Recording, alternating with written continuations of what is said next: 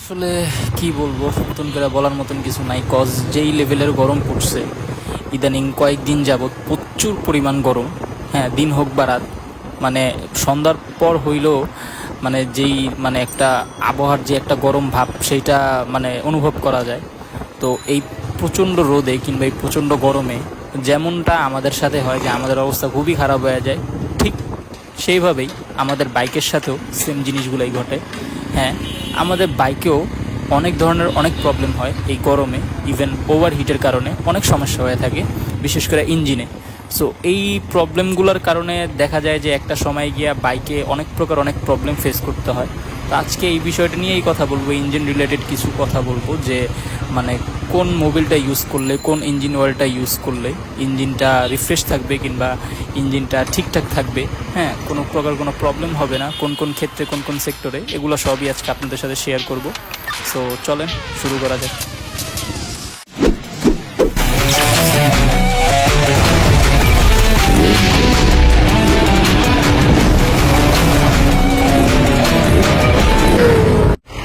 তো এই গরমে আমাদের অবস্থাও যেরকম খারাপ, ঠিক একইভাবে বাইকের অবস্থাও খারাপ। হ্যাঁ, অবশ্য বাইক একটা মেশিন, বাট তাও আমাদের বাইকের প্রতি আমাদের খেয়াল রাখাটা এটা আমাদের রেসপন্সিবিলিটি, এটা অবশ্যই রাখতে হবে। কজ বাইকের অনেক ইঞ্জিনে বাইকে অনেক ধরনের অনেক প্রবলেম হয়। আর বাইকের মেন হার্ড হচ্ছে বাইকের ইঞ্জিন।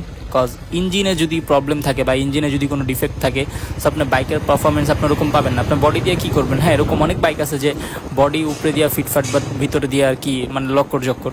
সো বডি যেমনই থাকুক, বাট ইঞ্জিনটা হচ্ছে ফ্রেশ থাকতে হবে বা ইঞ্জিনটা হচ্ছে রিফাইন থাকতে হবে। সো ইঞ্জিনের ক্ষেত্রে সবচাইতে মূল মানে বড় যেই ভূমিকাটা হচ্ছে পালন করে সেটা হচ্ছে ইঞ্জিন অয়েল। ঠিক আছে, ইঞ্জিন অয়েল। বাট এই ক্ষেত্রে আলাদা আলাদা এক একটা সেক্টর আছে। যে মানে সেক্টর বলতে যে আপনি যদি হচ্ছে দূরে কোথাও ট্যুরে যান, সেই ক্ষেত্রে আপনি হচ্ছে মানে আপনি চাচ্ছেন না যে আপনার মোবিলটা আপনি চেঞ্জ করবেন, কিংবা হচ্ছে আপনি চেঞ্জ করতে পারবেন না এই ট্যুরে গেলে, কিংবা হচ্ছে আপনার শর্ট ট্যুর দিতেছেন, কিংবা হচ্ছে আপনি চাইতেছেন না কোনো প্রকার কোনো প্যারা নিতে, সেই ক্ষেত্রে হচ্ছে আলাদা একটা মোবিল। বা আপনি হচ্ছে সিটির ভিতরে আপনি রাইড করতেছেন, সেই ক্ষেত্রে আলাদা একটা মোবিল। ঠিক আছে, কিংবা হচ্ছে আপনার গাড়ি আপনি নতুন কিনছেন, আপনার গাড়ি ব্রেকিং পিরিয়ডে আছে, সেই ক্ষেত্রে আলাদা। সো এরকম এক একটা সেক্টরের জন্য এক একটা মোবিল হচ্ছে মানে আমি বলবো যে এক একটা সেক্টরের জন্য এক একটা মোবিল। হ্যাঁ, আপনি নর্মালটা ইউজ করতে পারেন, কিংবা হচ্ছে আপনি একটা মেকানিকের কাছে আপনি নিয়ে গেলেন, উনি নর্মাল একটা মোবিল আপনাকে সাজেস্ট করলে আপনি সেটা ইউজ করতে পারেন। বাট দ্য থিং ইজ, এখানে একটা কোয়েশ্চেন হচ্ছে যে আপনি আদৌ যে মোবিলটা ইউজ করতেছেন, হ্যাঁ আদৌ যে আপনি যে মোবিলটা আপনি ইউজ করতেছেন কিংবা যেই মোবিলটা আপনাকে সাজেস্ট করা হইতেছে, সেই মোবিলটা আদৌ আপনার কিংবা সেই ইঞ্জিন অয়েলটা আদৌ আপনার ইঞ্জিনের জন্য ঠিক কিনা।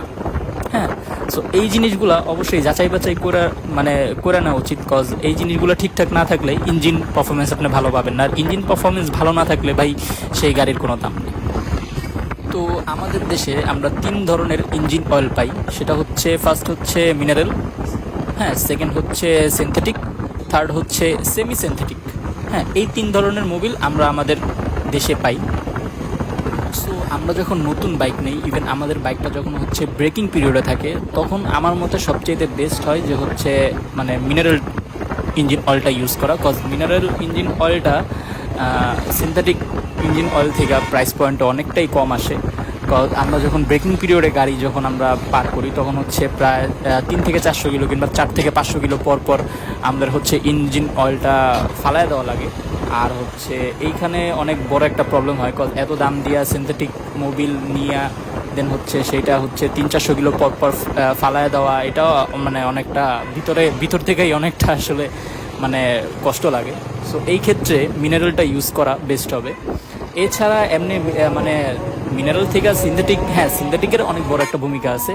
কজ মিনারেলের যেই মলিকিউলগুলো থাকে, মলিকিউল বলতে মানে অয়েলের ভিতরে হচ্ছে ছোট ছোট বাবলের মতন থাকে। সো ওই যে মলিকিউলগুলো থাকে, সেই মলিকিউলগুলো হচ্ছে বড় ছোট এরকম থাকে।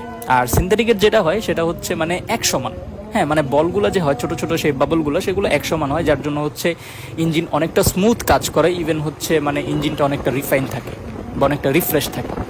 সো এই ক্ষেত্রে হচ্ছে মানে মিনারেল আর সিনথেটিকের হচ্ছে এই জাস্ট একটু কি হচ্ছে ডিফারেন্স।